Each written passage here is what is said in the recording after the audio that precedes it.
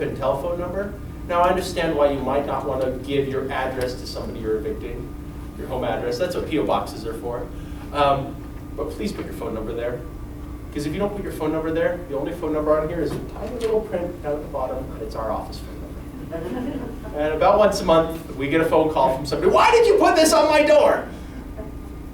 And I go, "I don't know. What does it say?" And they tell me, and I go, "Have you talked to your landlord?" "Oh, my landlord's so nice, they'd never do this. Why did you come around?" And we just published it. You really need to talk to your landlord about whatever's going on.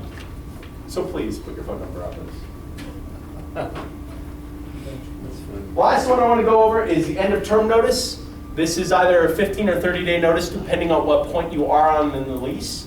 If you are on a year-long lease, you have to give them at least 30 days notice before terminating. But if you are month-to-month, you have to give them 15-day notice.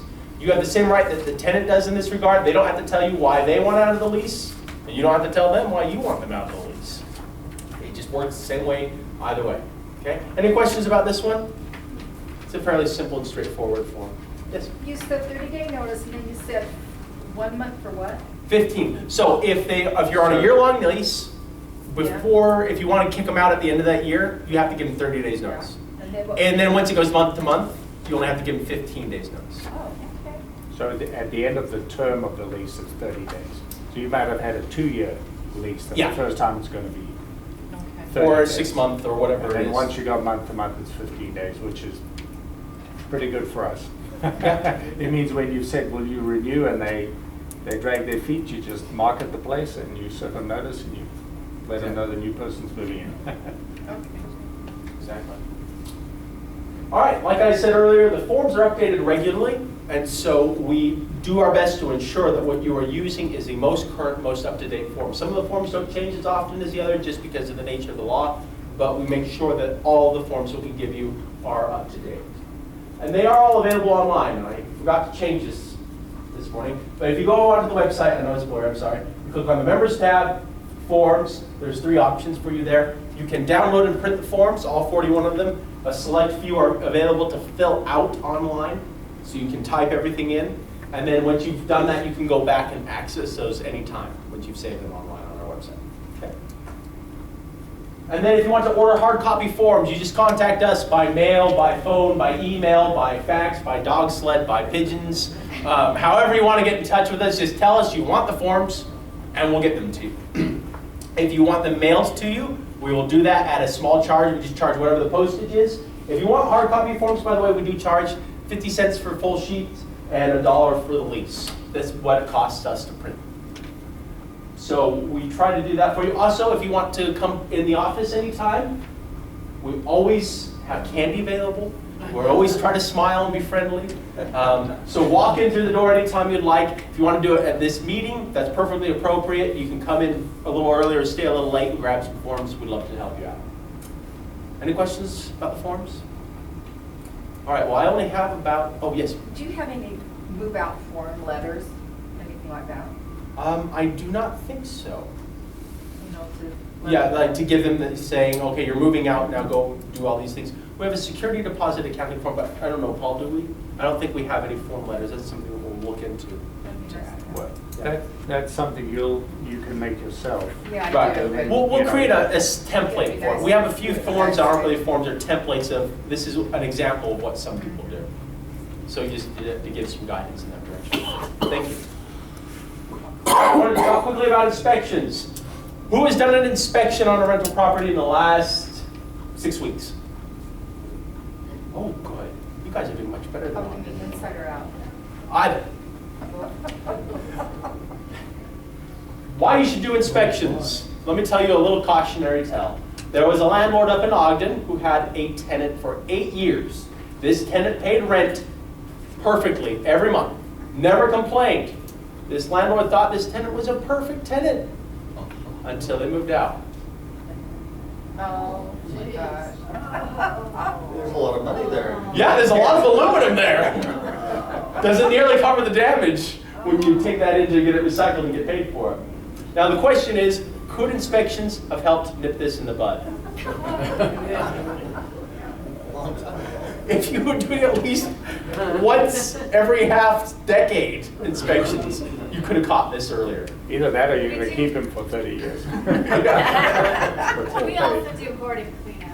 Okay, hoarding cleanup, serve Bio pro. cleanup, biohazard, anything like that. Yeah, Are oh. you on the vendor list? She's right here. Yeah. Oh, maybe has a card. I've got her. Oh, good. At least a month's rent in there. Yeah.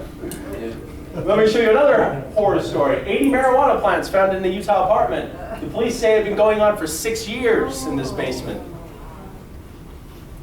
Things like this are why residents and why cities don't like rentals. So to overcome the slumlord reputation, we've got to all work together. The best way to do that is doing inspections. Now you have to explain your inspections to your tenants. You are not there to catch them doing something wrong, necessarily. You're there, you tell your tenants, I'm here to ensure you're getting what you're paying for. You're paying for an apartment that's in this condition when you moved in, and you deserve it to be in that condition as you pay for it. And that's why I'm here, is to make sure there's no leaks, no damage, nothing else going on. To make sure that there's no portals to the fourth dimension that have opened up and arms reaching through, okay? That's what you tell your tenants. Of course, if you catch them doing something wrong, that's when you take action. But that's not the primary purpose of it, and you just tell your tenants that, and they'll be comfortable with you coming around every 3 months. Now, I want to talk quickly about the difference between formal and informal inspections. I define it as whether you show up with a clipboard or with a plate of cookies.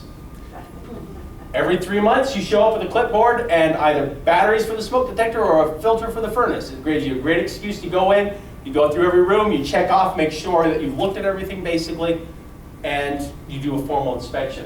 You can also do informal inspections anytime. Hey, on their application is their date of birth. You know when their birthday is. You show up with a plate of cookies, say happy birthday. They think you're the best landlord ever and they want to live there forever. It gives you an opportunity to at least get your foot in the door and look around. Do the same thing for Christmas or whatever other time. Just bake a bunch of cookies and go take them around. Like I said, they'll think you're awesome, and it gives you an opportunity to look in and see what's going on. Things you should look for in inspection. First, you're going to do property condition inspection. You're going to look for any damage to the property that's normal wear and tear, active nature, or something like that. You're also looking for lease violations, including drugs, criminal activity, unauthorized occupants or unauthorized pets, or any damage that they've done to the property beyond normal wear and tear. So those are the kinds of things that you're going to look for in an inspection. And then if they do damage to the property, you charge them now for it. You don't let it sit and wait until they move out. You use the deposit now. You take it out now, and you tell them next time you pay rent, you have to refill your deposit. And if you're using the apartment association's lease, the accounting system is actually when they give you a payment, you apply it to damages and the deposit first, and then to the rent. And now they're behind on their rent if they don't pay you back for the damage they did. And that's a lot easier to work with, of course. Any questions about that? And take big deposits. Yes, take big deposits. As big as you can get away with in the market, because that deposit is your security. All right. I just wanted to remind you all, our next meeting is going to be the big party. If you want to RSVP with that, please call us or email me. My email's on that invitation. Or come stop and talk to me on their way out. And then generally people have something going on in the last week of December, so we don't hold a meeting then. And then we'll start back up in January. So, thank you very much.